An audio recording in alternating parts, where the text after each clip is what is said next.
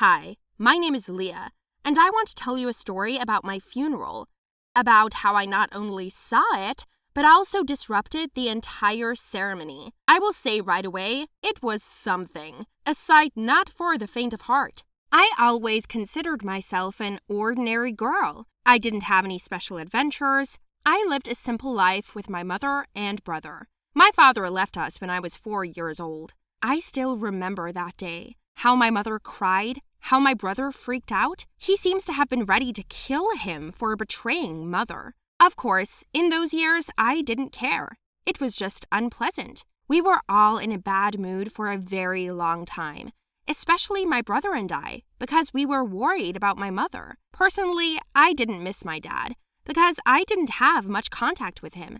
I had a grudge against him for not buying me the dog I'd been begging for years. I even came up with the name Hope for her. I didn't need any gifts other than the dog. But no, he promised it to me and didn't give it to me. And, as they say, life is a boomerang. Everything comes back. Such a law had an effect on our father. A few years after he divorced with my mother, his new wife left him. He got drunk and came to us in the middle of the night. It was the scandal of the year. My terrified, sleep-deprived mother almost called the police when she saw him drunk on the doorstep in the rain. My brother and I were woken up by the noise and ran to the front door in our pajamas. My father, at the sight of us, threw himself at my mother's feet and begged her to forgive him for his sins and mistakes. But she was unwavering. She was looking at him in a way that made even my brother and I uneasy. 15 minutes after the humiliation, my father got up from the floor and threatened to commit suicide. Mom gave him the middle finger and told us to go to bed. After 20 minutes, we heard a crash on the roof and had to look out again. It turns out that Dad climbed up and was going to jump out of there. My brother was worried, and my mother said that the building was too low for such brainless people as our father, so you don't have to worry about it. For some reason, at this moment, I wanted to look into his eyes, to see his face before death, or at least the intention to die. I went out into the yard. A heavy rain was hitting my face with drops so that my eyes were blinded from the water and pain. I looked up, and my father shouted something like, "Daughter, I'm sorry." I wanted to shout something like, "No," or "fuck you" at him, but at that moment, I slipped and fell headfirst on a rock. I remember the rest in fragments, and to be honest, I'm a little confused about what was real and what wasn't. I seemed to come to my senses in a couple of minutes. The rain kept hitting my face, and I looked at myself from the side and saw myself lying on the ground. My father, mother, and brother ran around me in horror. My brother called the ambulance. My mother held me, hugged me, and shouted, "Leah! Leah!" But I didn't react. I didn't open my eyes. I didn't breathe. Then people came for me, took me to the hospital, did something long and hard, but they did not succeed. My mother and brother cried bitterly. My mother had the most terrible seizure. She screamed at the whole hospital that this could not be. Then my dad got punched in the face by my brother, who started accusing him that it was all because of him, that if it wasn't for my father's trick, they wouldn't have lost me. In that ward, the screams and crying continued for a long time. I felt sorry for all three of them, without exception, but most of all, I wanted to hug my mother. She didn't deserve to go through this. She should have been happy. When it was finally over, I felt something strange inside me. I felt so light. I was no longer wet or cold, and I was happy. I thought, did I survive? But I was wrong. It was like I woke up and then I saw my house. It turns out that preparations for my funeral were in full swing. There were flowers everywhere, my favorite tulips, and the whole house was decorated with them. I sat in the white dress my mother had made for me at school, looking at my bed, the flowers, and fixing my hair. I went to the mirror, and it was empty, no reflection. Then I left the room and went to my brother's bedroom, where he sat and looked at my photos on the phone, reading our last correspondence. I always asked him for pocket money, but he said he didn't have any. On the penultimate night, he brought home my favorite burgers. At least I had time to eat them before I died. Then I went down to my mother's bedroom and saw her. She was sitting on the edge of the bed, bent over, looking at the floor. Her eyes were so empty on the inside, but full of tears on the outside. It was awful. I thought she was just going to faint. I saw people gathering in our living room. Everyone was in black. People were whispering about something. Someone blamed my stupid father. Someone my mother and brother. I was the only one who knew it was an accident. Yes, it is possible that if it were not for the circumstances, this might not have happened, but it means that this is how it was meant to be. When everyone said goodbye to me, I realized that I hadn't seen my father. Oh, he didn't even come to my funeral, I thought, and grinned to myself. To be honest, I even felt something unpleasant at that moment. Then we all went to the cemetery, where the ceremony was delayed by the long speech of the guests. Suddenly, I saw my father break out of the crowd and run towards me as fast as he could. That was the first time I saw him cry. His eyes, full of tears, seemed to cry out that he was sorry, and then a four-legged, shaggy-haired dog boy with a hope collar came out from behind his legs. Did he buy it for me? I thought to myself. Suddenly, the dog broke free and ran towards me, or rather towards my body, and then I heard a knock. Before my eyes was darkness, and only a strong grinding in my head. When I came to my senses, I began to give in to the noise and react to it. After a while, I opened my eyes and saw the darkness in front of me. When my eyes got used to it a little, I saw the wooden ceiling. Located close to me, outside I could hear the noise, screams and screams of people. Oh no, I'm not buried? I thought to myself, and began to feel the lid in a panic. I pounded on it with my hands and head as hard as I could.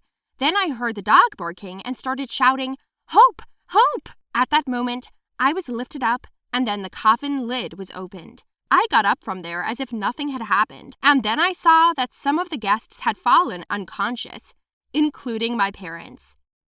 So, my dog saved me. What happened to me? So I went through a clinical death, and it's a very strange thing. After it, they say that some super abilities are shown. I have nothing yet, unless I can see the dead now. In any case, I am now alive again, and that makes me happy. By the way, our family is reunited, and I finally have a pet. I know the innermost fears of many of my peers, and all because I have them too, and they are the same as everyone else. Many people will be surprised, but I have heard from my friends who conduct psychological research that in fact a lot of people, including adults, imagine their funeral. The reasons are all different, but the common one is curiosity. As a teenager, I often wanted to take my own life. This is a period when everything falls out of hand, a black streak of failure appears in life, and there is no one to speak out because it's shameful, scary, and why? And then I imagined that I was dead. And here is my funeral, the tears of my loved ones. My mother would have cried the most. My classmates would have come to me with their parents and remember who was friends with me, sadly. It was both interesting and scary. With this fear, I grew up and entered adulthood. Gradually, it became such an obsession. I wanted to experience what it was like to be buried alive. How does it feel to be buried? They can't tell because they're dead, right? So I decided to get some answers. I will tell you everything in order, and you will subscribe to this channel. There are still a lot of cool, unusual stories. My name is Sophia, or just Sophie. My parents and I moved to a new city because of my father's work, and it's been a few years since we put roots down here. A new place meant a new life. This is a good attempt to try something unknown for yourself. We began to live, gradually making new friends, getting to know our neighbors, and so on. So I went to a new school and found a friend. Her name is Sally. We became very good friends with her. We sat together in classes, often went to each other's homes, spent holidays, kept secrets, cried, and laughed. Everything is like everyone else. Once we decided to have a pajama party at her house. We stocked up on cookies and ice cream and told each other stories from deep childhood, family problems, and shared our innermost fears as we sat in the room. This was my favorite moment, heart-to-heart conversations. I told her about my fear of death and funerals in my honor, about my fear of coffins and things like that. I'm especially afraid of this after the death of my grandmother. When I saw and took part in the funeral, I felt uneasy. The immobilized body lies in a wooden coffin, and everybody looks at it, crying, and then they send it deep into the ground, from where it will never get out. I found out that Sal has a fear of being alone in the bathroom. Yes, that's why her mother is sitting next to her and waiting for her daughter to bathe. But the biggest test of her nerves is not getting married. Her mother believes that only losers are left in a divorce. For this reason, Sally clings to her boyfriend so much that she sometimes suffocates him with her love. Although they have only been dating for a couple of months, Sal has already built their marriage in her head. This scared Frank. At the end of the conversation, we concluded that we need to face our fears, face to face. This is the only way we can get rid of them once and for all. Sally's problem was easier to solve. She just had to talk to her mother about what if she gets divorced or doesn't get married at all. Yes, they had a long conversation, but they found a compromise. But what should I do? Where can I get a coffin and bury myself? I wanted everything to look as realistic as possible. Then Sophie read on the internet that the funeral of a boy was to be held the next day. He is our age, was a star of the city, very actively participated in life of the city, sang and danced beautifully. He was the son of the mayor and tragically died, drowned in the river. His body has not been found for a week, so it was decided to hold a funeral with an empty coffin. I know it was pretty cynical, but I had to overcome that fear or I would suffer like this for the rest of my life. Decided. Sophie and I naturally didn't talk about anything to anyone. I had to sneak into the coffin while he was in the house. We were supposed to introduce ourselves as acquaintances of the deceased. I would have been buried, and then Sophie and the guy would have me dug up when everyone left. Just the earth would still be loose. Everything went according to plan. We managed to go into the house, express our condolences to his parents. Then, while no one was in the room, I climbed into the closed coffin and hid there. I felt like I was being carried out of the room. I heard everyone crying and screaming. I imagined it was crying for me. Then we went to the cemetery, where the priest read a long prayer, the relatives said goodbye, and finally the coffin was lowered into the hole and began to fill up with earth. Every clatter of a handful of earth on the wooden lid reminded me of my grandmother's funeral. I wonder what these people are thinking about now. What was that boy Tom like? I heard a woman scream. It was the loudest, probably his mother. I was completely buried. After about 20 minutes, I felt cold. I could smell the damp earth. The tree quickly cooled down. I already felt uneasy. I didn't lose my composure for the first hour, despite the fact that it was dark, cramped, and almost impossible to breathe. But when I started to freeze, I really got scared. I felt like a living corpse, and I wasn't going to die yet.